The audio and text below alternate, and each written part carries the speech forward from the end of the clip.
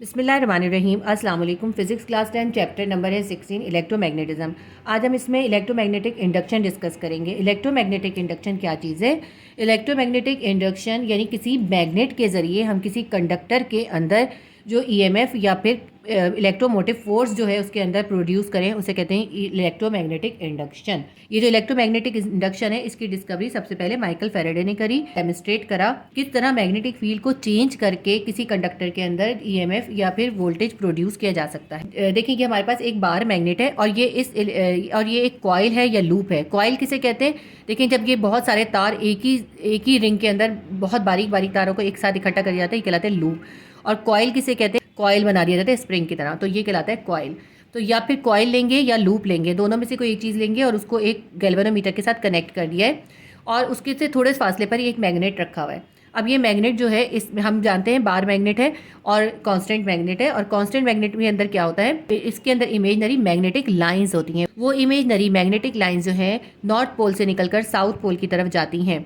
तो जब ये मैग्नेट इस कॉइल से थोड़ा सा फासले पर रखा हुआ है तो इसकी जो इसकी मैग्नेटिक लाइंस हैं वो इस कॉइल के ऊपर कोई असर नहीं डाल रही। उसकी वजह ये कि थोड़ा सा दूर है, वो इसकी मैग्नेटिक लाइन से दूर है, तो इसलिए गैल्वेनोमीटर की सुई जो है वो रहेगी ज़ीरो पे और उसमें कोई डिफ्लेक्शन शो नहीं होगा।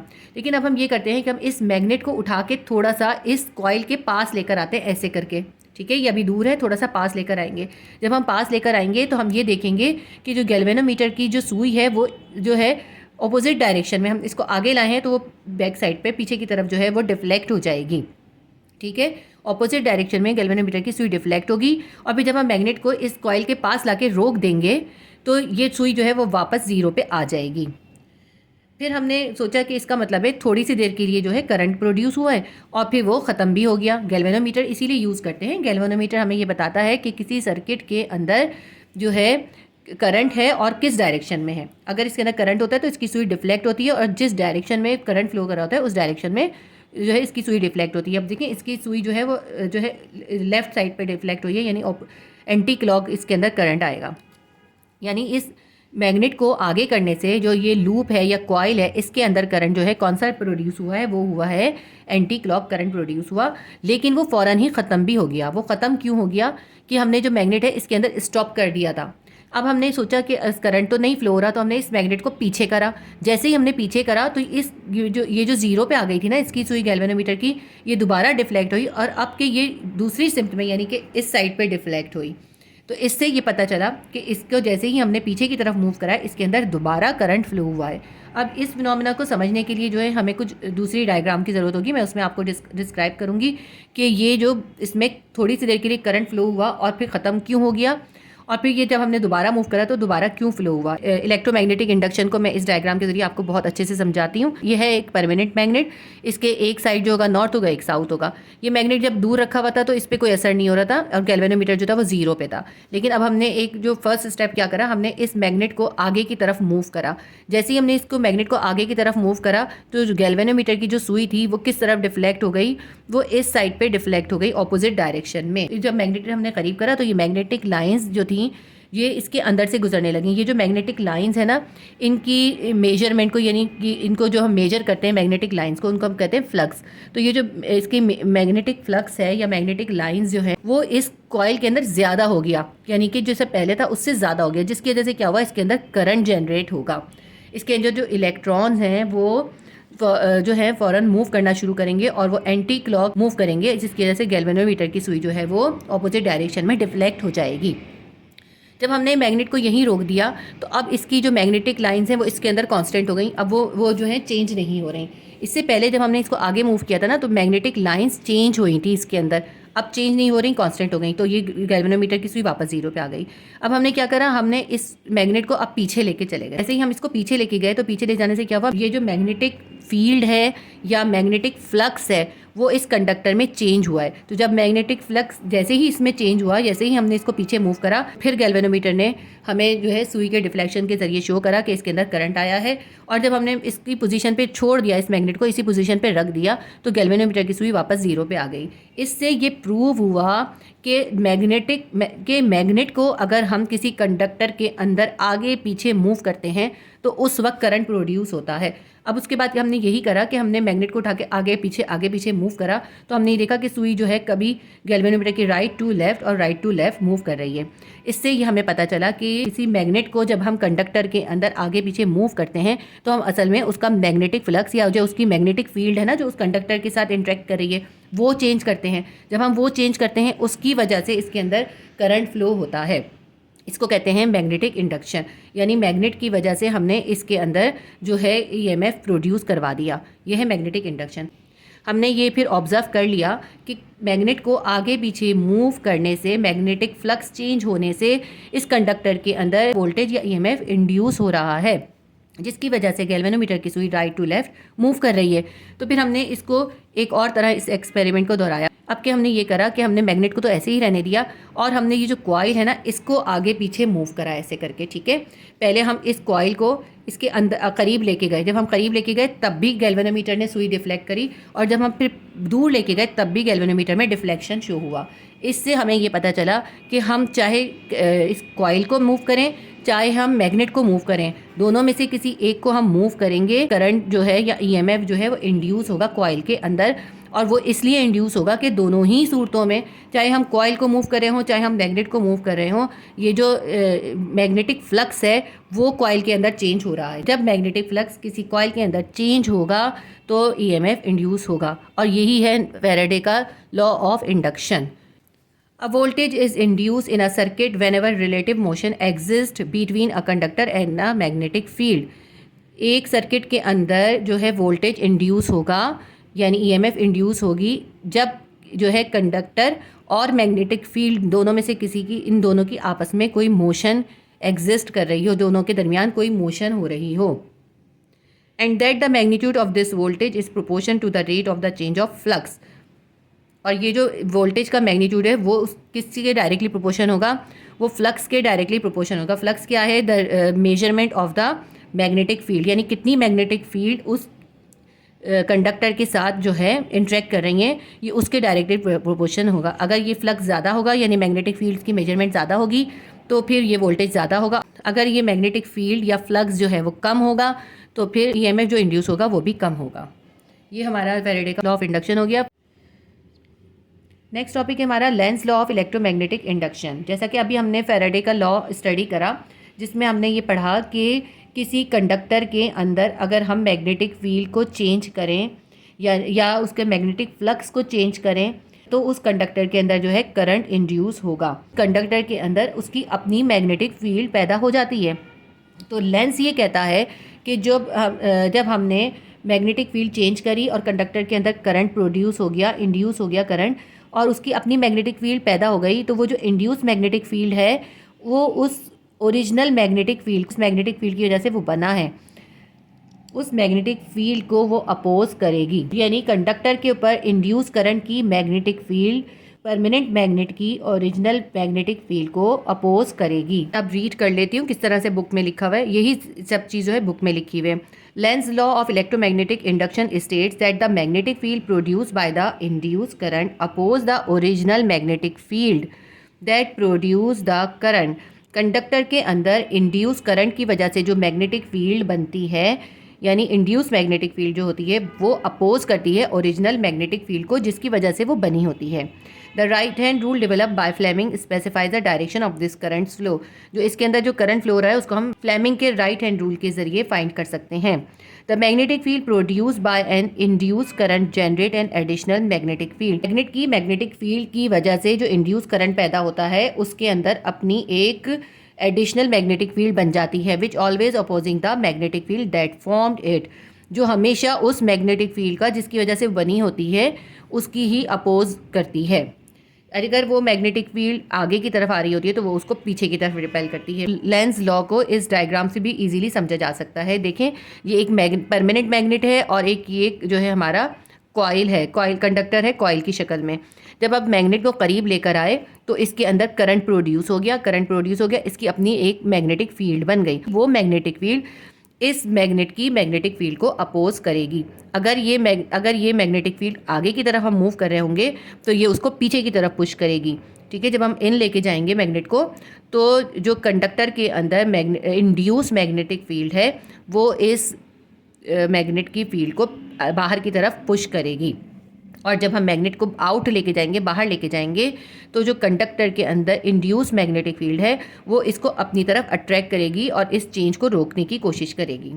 ठीक है, इसको मैंने जो है अपने आप डायग्राम बना के डेमोन्स्ट्रेट करा है, उसमें भी आपको बहुत अच्छे से समझ आ जाएगा। मैं उस डायग्राम के जरिए आपको समझाती हूँ। देखिए ये एक मैग्नेट है। ठीक है, मैग्नेट को जब हम इसके पास लेकर गए थे, इसको हमने इस तरफ मूव करा, इस मैग्नेट की मैग्नेटिक फ्लक्स या मैग्नेटिक फील्ड की स्ट्रेंथ कॉइल के अंदर चेंज हुई। उस चेंज की वजह से इस कॉइल के अंदर जो था इलेक्ट्रॉन जो थे उन्होंने मूव करना शुरू करा और इलेक्ट्रॉन ने मूव करके या चार्जेस जो थे वो मूव करने लगे और इसके अंदर करंट प्रोड्यूस होने लगा। ये करंट प्रोड्यूस हुआ जो इसको गैल्वेनोमीटर ने शो करा।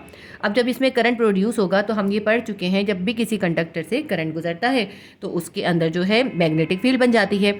अब इसके अंदर एक और मैग्नेटिक फील्ड जनरेट हो गई, इसकी अपनी मैग्नेटिक फील्ड जनरेट हो गई। अब ये जो कॉइल है ये बन गया इलेक्ट्रोमैग्नेट, क्योंकि इसके अंदर से करंट पास हुआ है और इसके इर्द गिर्द एक मैग्नेटिक फील्ड पैदा हो गई। इस कॉइल की जो इंड्यूस मैग्नेटिक फील्ड है वो इस मैग्नेटिक फील्ड के चेंज को अपोज करेगी। जैसे हम मैग्नेट को आगे ला रहे हैं, आगे लाने से क्या हो रहा है, मैग्नेटिक फील्ड ज़्यादा हो रही हैं, तो ये अपोज में बाहर की तरफ पुश करेगी, इस साइड पे पुश करेगी। देखें अब क्योंकि अब ये खुद मैग्नेट बन गया, अब इसकी एक तरफ नॉर्थ और एक तरफ साउथ होगा, ये पुश कर रहा है, तो इसका मतलब है ये इस साइड पर नॉर्थ पोल अटेन कर लेगा और दूसरे साइड पर साउथ पोल अटेन कर लेगा। अब ये नॉर्थ पोल को जो है बाहर की तरफ पुश करेगा, इस तरह बाहर की तरफ पुश करेगा। इंड्यूस मैग्नेटिक फील्ड जब इस मैग्नेट को बाहर की तरफ पुश करती है तो उसको हम इस को मूव करने के दौरान में फील कर सकते हैं, क्योंकि यहाँ पे हमें स्ट्रेस फील होगा। तो अकॉर्डिंग टू लेंस लॉ, जबकि जो इंड्यूस मैग्नेटिक फील्ड होती है वो जो होती है जिस मैग्नेटिक फील्ड की वजह से वो बनी होती है उसी मैग्नेटिक फील्ड को अपोज कर रही होती है। क्योंकि ये मैग्नेटिक फील्ड आगे की तरफ मूव कर रही थी तो इसको आगे से रोकने के लिए इस इंड्यूस मैग्नेटिक फील्ड ने इसको पीछे की तरफ पुश करा है। अब ये इस कंडीशन में था, इसको उठा के हम थोड़ा सा पीछे लेके गए। जैसे ही हम इसको पीछे लेके गए तो मैग्नेटिक फील्ड की स्ट्रेंथ में या मैग्नेटिक फ्लक्स के अंदर जो है चेंज आया। उस चेंज को यानी इंड्यूस मैग्नेटिक फील्ड है वो इस चेंज को रोकेगी, अपोज करेगी। अपोज करने के लिए क्या करेगी, वो इस नॉर्थ पोल को अपनी तरफ, क्योंकि ये पीछे जा रहा है तो इसको अपनी तरफ अट्रैक्ट करेगी। अब ये अट्रैक्ट कैसे करेगी, ये तो नॉर्थ पोल है ना, तो इसलिए क्या होगा, ये जो हमारा इलेक्ट्रोमैग्नेट बना है ये इस साइड पर अटेन कर लेगा साउथ पोल और इस साइड पे अटेन कर लेगा नॉर्थ पोल। ठीक है, अब ये साउथ पोल इस नॉर्थ पोल को अपनी तरफ अट्रैक्ट करेगा। तो इसने क्या करा, इसने सेम वही काम करा कि जब हम मैग्नेट को पीछे मूव कर रहे थे तो इसने इसको अपनी तरफ खींचा, यानी इसने इस मैग्नेटिक फ्लक्स के चेंज को अपोज करा। यही है लेंस लॉ। इस तरह ये लेंस लॉ इसके अंदर डेमोन्स्ट्रेट हो जाता है। लेंस लॉ जो है वो law of conservation of mass को भी पूरा ओबे करता है। ये हमारा पूरा लेंस लॉ जो है डेमोन्स्ट्रेट हो गया। Lens law of conservation of mass को ओबे करता है। लेंस लॉ के अकॉर्डिंग इसके अंदर जो एनर्जी है वो क्रिएट नहीं हो रही, बल्कि एक एनर्जी की फॉर्म से दूसरी एनर्जी की फॉर्म में कन्वर्ट हो रही है। किस तरह से, देखें, जब हम इस मैग्नेट को आगे मूव करते हैं तो हम इसके अंदर वर्क डन करते हैं इसको मूव करने के लिए। जब हम इसको आगे पीछे मूव करते हैं तो मैकेनिकल एनर्जी होती है इसके अंदर, वो मैकेनिकल एनर्जी जो है वो कन्वर्ट हो जाती है इलेक्ट्रिकल एनर्जी में। ठीक है, इसके अंदर मैकेनिकल एनर्जी को हम कन्वर्ट कर रहे हैं इलेक्ट्रिकल एनर्जी में। तो इस तरह लेंस का जो लॉ है वो law of conservation of mass को भी ओबे करता है कि जिसके according to law of conservation of mass energy neither created nor destroyed but it can change from one type to another type. अब हमने ये जान लिया कि जब हमने मैग्नेट को आगे पीछे करते हैं तो उसके अंदर मैग्नेटिक फ्लक्स की वजह से जो इलेक्ट्रिसिटी जनरेट होती है और ये इलेक्ट्रोमैग्नेट बन जाता है, और जो इसके अंदर ईएमएफ या इलेक्ट्रोमोटिव फोर्स जनरेट होती है वो इलेक्ट्रोमोटिव फोर्स जो है वो इस मैग्नेटिक फ्लक्स के डायरेक्टली प्रोपोर्शन होती है। तो हम कैसे लिखेंगे, क्या है, इलेक्ट्रोमोटिव फोर्स को हम इस तरह डिनोट करेंगे, electromotive force is directly proportion to magnetic flux, change in magnetic flux. Change in magnetic flux को हम ऐसे लिखते हैं d⁻b/dt। अब ये जो है ना, ये पूरा का पूरा ये क्या है, ये है चेंज इन मैग्नेटिक फ्लक्स, यानी कि जितना मैग्नेटिक फ्लक्स कम ज़्यादा होगा उतना ही ज़्यादा ईएमएफ प्रोड्यूस होगा या इसके अंदर जो है करंट इंड्यूस होगा या वोल्टेज इंड्यूस होगा। अब हम अगर इस प्रोपोर्शन का साइन हटाते हैं, हम लिखते हैं EMF is equals to N और यहाँ लिखेंगे -n डी पाई और b upon d t. N जो है वो क्या है, नंबर ऑफ टर्न्स है इन द कॉइल। ये जो कॉइल है इसके अंदर जितने नंबर ऑफ टर्न्स होंगे उसके ऊपर भी ईएमएफ जो है वो डिपेंड करेगी। ये नंबर ऑफ टर्न्स ज़्यादा होते हैं तो ईएमएफ ज़्यादा प्रोड्यूस होती है। इसी तरह ये मैग्नेटिक फ्लक्स की स्ट्रेंथ ज़्यादा होती है तो भी ईएमएफ ज़्यादा प्रोड्यूस होती है। ये जो ईएमएफ है ये जो है ऑपोजिट डायरेक्शन में प्रोड्यूस होती है। ये करंट हमेशा ऑपोजिट डायरेक्शन में फ्लो करता है। जब हम मैग्नेट को आगे लेके जाते हैं तो करंट जो है एंटी क्लॉक जो है फ्लो करता है, और जब हम मैग्नेट को पीछे लेके जाते हैं तो करंट जो है क्लॉकवाइज फ्लो करता है। तो इसलिए हम यहाँ माइनस लिखते हैं। माइनस का मतलब ये है कि ये ईएमएफ हमेशा इस मैग्नेटिक फ्लक्स के ऑपोजिट डायरेक्शन में होगी, और यही हमारा लेंज लॉ है। इस तरह से हमारा जो है लेंज लॉ भी पूरा ड्राइव हो गया, और इसमें law of conservation of energy किस तरह ओबे करता है ये भी हमने डिस्क्राइब कर दिया। ये जो हमने इंड्यूस करंट का देखा कि इंड्यूस करंट प्रोड्यूस हो सकता है सिर्फ मूवमेंट के ज़रिए, फ्लक्स के चेंज के ज़रिए। उसी बेसिक्स के ऊपर जो है एसी जनरेटर बनते हैं। एसी जनरेटर क्या करते हैं, AC generator alternating current produce करते हैं। एसी जनरेटर जो है वो बिल्कुल ये लेंस के जो law of conservation of energy है उसको यूज़ करते हुए बनाया जाता है। कि देखें ये जो दो मैग्नेट के बीच में ये लूप रखा होता है कंडक्टर का। अब इसको जो हमने मोटर पढ़ा था ना, इलेक्ट्रिक मोटर में हम क्या कर रहे थे, इलेक्ट्रिक मोटर के अंदर हम यहाँ से उसको इलेक्ट्रिकल एनर्जी प्रोवाइड कर रहे थे, और इलेक्ट्रिकल एनर्जी जो है वो कन्वर्ट हो रही थी मैकेनिकल एनर्जी में, उससे लूप घूम रहा था। लेकिन इसके अंदर जो है बिल्कुल उसका ऑपोजिट किया जा रहा है। इसके अंदर क्या कर रहे हैं, इसके अंदर दो मैग्नेट हैं और उन दोनों के बीच में लूप को बहुत तेज़ी से घुमाते हैं। जब लूप को तेज़ी से घुमाते हैं तो मैकेनिकल एनर्जी प्रोवाइड करते हैं, और उस मैकेनिकल एनर्जी से जो इलेक्ट्रिकल एनर्जी प्रोड्यूस होती है ना उसको स्टोर करते हैं। ठीक है, इस लूप को यहाँ से किसी चीज़ से ज्वाइन होता है, उससे बहुत तेज़ी से घुमाया जाता है। जब बहुत तेज़ी से घुमाते हैं तो आप ये देखिए मैग्नेटिक फ्लक्स जो है कितनी तेज़ी से चेंज होगा। जब बहुत तेज़ी से चेंज होगा तो बहुत ज़्यादा जो है उसके अंदर करंट प्रोड्यूस होगा। वो करंट जो है यहाँ से इस तरह ले जाके स्टोर कर लिया जाता है, या किसी भी तरह से उस करंट को फिर यूज़ किया जाता है। इसका मतलब ये हुआ एसी जनरेटर जो है वो ऑल्टरनेटिंग करंट कैसे प्रोड्यूस करता है, वो ऑल्टरनेटिंग करंट प्रोड्यूस करता है मैकेनिकल एनर्जी को इलेक्ट्रिकल एनर्जी में कन्वर्ट करके। अब देखें ये जो लूप आपको लगा हुआ दिखाई दे रहा है ना, आपकी बुक में बस इसको बहुत थोड़ा सा बताया है, वरना ये बहुत अच्छा खासा लेंदी टॉपिक है, और इसको इन्होंने क्वेश्चन में तो बहुत लेंदी तरीके से पूछा है। मैं उसमें ही आपको इसको लिखवाऊंगी। अभी मैं आपको समझा देती हूँ। सिर्फ एसी जनरेटर का मैं आपको इस डायग्राम के जरिए एक्सप्लेन करती हूँ। एक मैग्नेट है जिसका नॉर्थ पोल है और दूसरा मैग्नेट है जिसका साउथ पोल है। इन दोनों मैग्नेट के नॉर्थ और साउथ पोल के बीच में ये जो है हमने कंडक्टर लगाया है, कंडक्टर का लूप लगाया है। और ये जो है ना सिंगल नहीं होता, इसके अंदर बहुत सारे वायर्स होते हैं, क्योंकि हमने अभी पढ़ा है कि ईएमएफ जो प्रोड्यूस होना है, अगर हम चाहते हैं कि वो बहुत ज़्यादा क्वांटिटी में प्रोड्यूस हो तो हम जितना इसका एरिया ज़्यादा होगा, यानी कि जितनी लेंथ इस वायर की ज़्यादा होगी उतनी ही ज़्यादा ईएमएफ प्रोड्यूस होगा। दोनों मैग्नेट के दरमियान जो है इसकी एक अपनी मैग्नेटिक फील्ड है जो कि नॉर्थ से साउथ की तरफ है। ठीक है, ये मैंने इसको दिखा दी। इस लूप को जो है एक एंड को हमने वोल्ट मीटर के नेगेटिव साइड से और दूसरे एंड को वोल्ट मीटर के पॉजिटिव साइड से ज्वाइन कर दिया है। अब ये देखिए आप कि जब हम इसको तेज़ी से घुमाएंगे, एसी जनरेटर में इलेक्ट्रिसिटी जो जनरेट करते हैं वो कैसे जनरेट करते हैं, हम मैकेनिकल एनर्जी को कन्वर्ट करते हैं इलेक्ट्रिकल एनर्जी में। अब मैकेनिकल एनर्जी हम यहाँ से इसको प्रोवाइड की जा रही होती है, किसी भी चीज़ के थ्रू इसको बहुत तेज़ी से घुमाया जाता है। जब इसको बहुत तेज़ी से घुमाएंगे, सपोज करें कि ये है कंडक्टर, ऐसे इसके तार ज्वाइन हुए हैं। जब हम इसको ऐसे करके रोटेट करेंगे तो क्या होगा, इसके तार जो हैं वो आपस में उलझ जाएंगे, है ना। तार जो हैं वो आपस में ट्विस्ट हो जाएंगे। तो इसकी इस जगह पे जो है एक चीज़ यूज़ की जाती है ताकि ये जो तार हैं ये आपस में ट्विस्ट ना हो। जब ये रोटेट हो तो ये ट्विस्ट ना हो, उसको जो यूज़ करते हैं उसे कहते हैं कम्यूटेटर। कम्यूटेटर क्या होता है, स्प्लिट रिंग होता है। स्प्लिट रिंग कैसा होता है, इस तरह का एक स्प्लिट रिंग होता है, ये इस तरह से स्प्लिट रिंग होता है। ठीक है, ये बीच में से यूँ समझें कि ये एक रिंग होता है ऐसे करके, और ये बीच में से थोड़ा सा स्प्लिट होता है। तो यहाँ पे क्या यूज़ करते हैं, यहाँ पे यूज़ करते हैं स्प्लिट रिंग। ये समझ लें, ये इस तरह से स्प्लिट रिंग होता है। और यहाँ पे जो होते हैं ब्रश लगे होते हैं, जो ब्रश टाइप के होते हैं, वो ब्रश जो होते हैं वो बहुत बारीक बारीक तारों से बने हुए होते हैं, इनको कहते हैं कार्बन ब्रश। यहाँ पे कार्बन ब्रश लगे होते हैं। ये जो हमारा स्प्लिट रिंग है ये काम क्या करता है, मैकेनिकल एनर्जी की वजह से जब ये कंडक्टर घूमता है तो ये इसको जो होते हैं इसको तारों को ट्विस्ट नहीं होने देते। अब इसका एक तार जो होता है वो इसके एक ब्रश से जोड़ देते हैं और दूसरा जो है इस दूसरे ब्रश से कनेक्ट कर देते हैं। इससे क्या होता है कि ये जो वायर हैं ये आपस में ट्विस्ट नहीं होते। तो ये इसको जो हम ऐसी जो यूज़ करते हैं ना, इसको स्प्लिट रिंग को इसको कहते हैं कम्यूटेटर। अब ये सब आपकी बुक में एक्सप्लेन नहीं किया हुआ। ये तेज़ी से मूव करता है, इसके अंदर इसके अंदर मैकेनिकल एनर्जी हम प्रोवाइड करते हैं, मैकेनिकल एनर्जी इलेक्ट्रिकल एनर्जी में कन्वर्ट होती है, वो यहाँ से आती है वोल्ट मीटर में डिटेक्ट करने, और इसको भी ज़ाहिर है आगे बहुत सारी चीज़ों में इसको यूज़ किया जाता है इस एनर्जी को। अब हम स्टडी करेंगे म्यूचुअल इंडक्शन। इससे पहले हमने स्टडी किया था कि एक कॉइल के अंदर हम मैग्नेट की मदद से जो है करंट इंड्यूस करते थे या वोल्टेज इंड्यूस करते थे।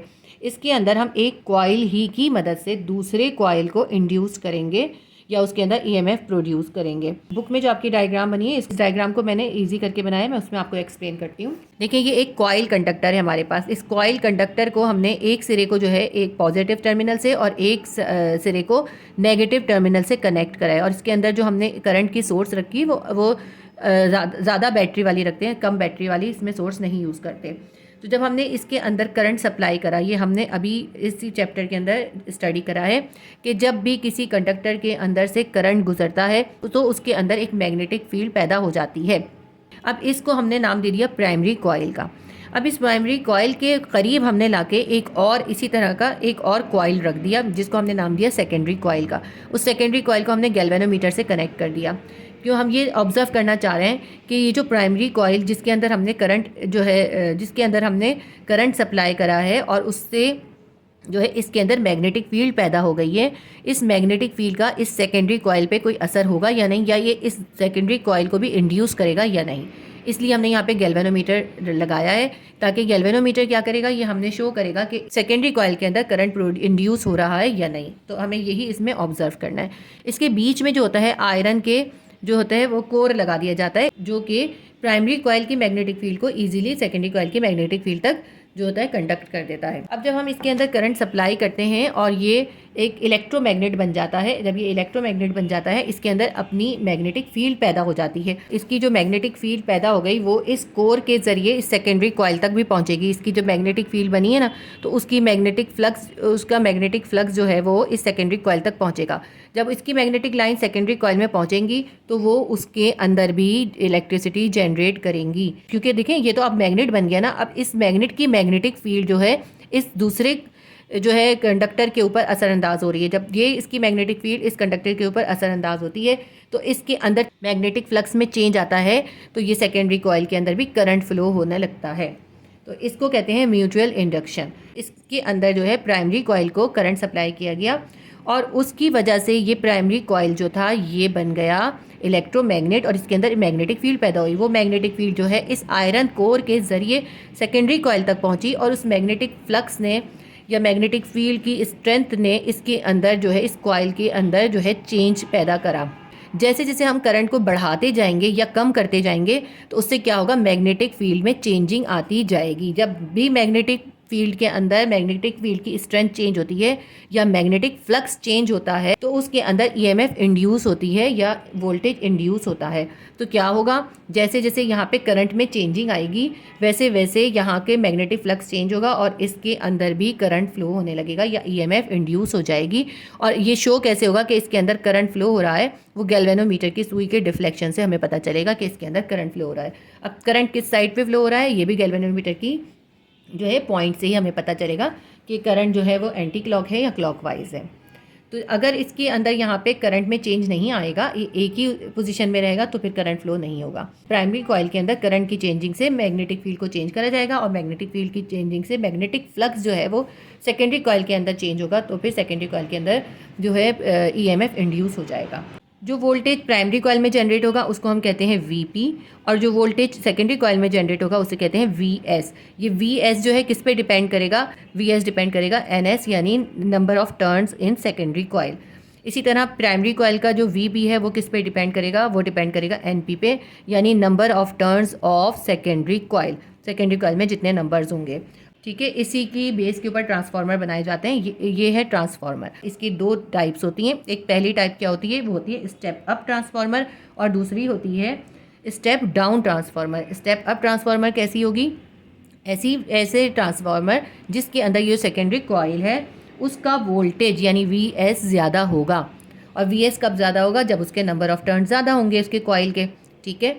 तो ऐसा ट्रांसफार्मर जिसमें वोल्टेज जो है प्राइमरी कॉइल की निस्बत एक्सीड कर जाएगा, यानी इसके अंदर ज़्यादा वोल्टेज जाएगा इसमें कम वोल्टेज जाएगा, तो हम कहेंगे कि अब हमारा स्टेप अप ट्रांसफार्मर बन गया। और अगर स्टेप डाउन कैसे होगा, जब हमारा जो है प्राइमरी कॉइल के अंदर जो है यानी Vp ज़्यादा होगा हमारे पास, यानी इसके अंदर वोल्टेज जो है वो एक्सीड कर जाएगा सेकेंडरी कॉइल की निस्बत। सेकेंडरी कॉइल में अगर जो है वोल्टेज लोअर होगा प्राइमरी कॉइल की निस्बत, तो उसको हम कहेंगे स्टेप डाउन ट्रांसफार्मर।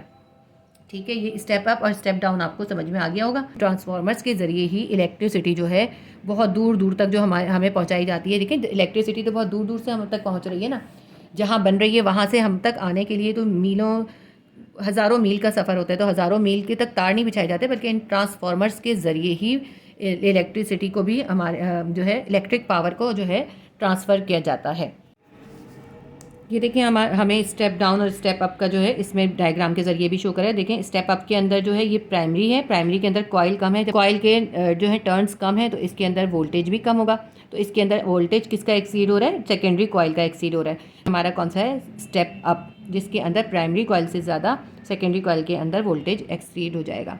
और दूसरा ये देखें इसके अंदर नंबर ऑफ़ टर्न जो है प्राइमरी कॉइल में ज़्यादा है और सेकेंडरी कॉइल में कम है, तो इसका मतलब क्या होगा, वोल्टेज जिसके अंदर नंबर ऑफ़ टर्न ज़्यादा होंगे उसी में ज़्यादा होगा ना, तो इसमें प्राइमरी कॉइल में जो है वोल्टेज ज़्यादा होगा बजाय सेकेंडरी कॉइल के। तो इसको कहेंगे हम step down transformer. Step up और स्टेप डाउन ट्रांसफार्मर की हमारे पास बहुत सारी एग्जांपल्स मौजूद हैं। जैसे कि हम जो मोबाइल चार्जर यूज़ करते हैं, तो मोबाइल चार्जर के अंदर जो है स्टेप डाउन ट्रांसफार्मर होता है, यानी कि उसका जो है प्राइमरी कॉइल में ज़्यादा होता है और सेकेंडरी कॉइल के अंदर वोल्टेज जो होता है उसमें कम होता है। जो हम अपने घरों में स्टेबलाइजर यूज़ करते हैं वो एग्जाम्पल होते हैं स्टेप अप ट्रांसफार्मर के। वो किस तरह से कि देखें जब वोल्टेज कम आ रहा होता है तो वो स्टेबलाइजर क्या करते हैं, वोल्टेज को बैलेंस करते हैं, मतलब मुकम्मल कर देते हैं, बट कम नहीं होने देते हमारे अप्लाइंसेस तक। तो इसलिए उनकी जो प्राइमरी कॉइल होता है उसमें कॉइलिंग कम होती है, यानी कि कम वोल्टेज आता है, लेकिन जो सेकेंडरी कॉइल होता है उसके अंदर वोल्टेज जो होता है वो ज़्यादा होता है, इसलिए उसको कहते हैं स्टेप अप ट्रांसफार्मर। हमारी कॉमन लाइफ के अंदर ये दो एग्जांपल मैंने आपको दे दी, स्टेप अप की और स्टेप डाउन की।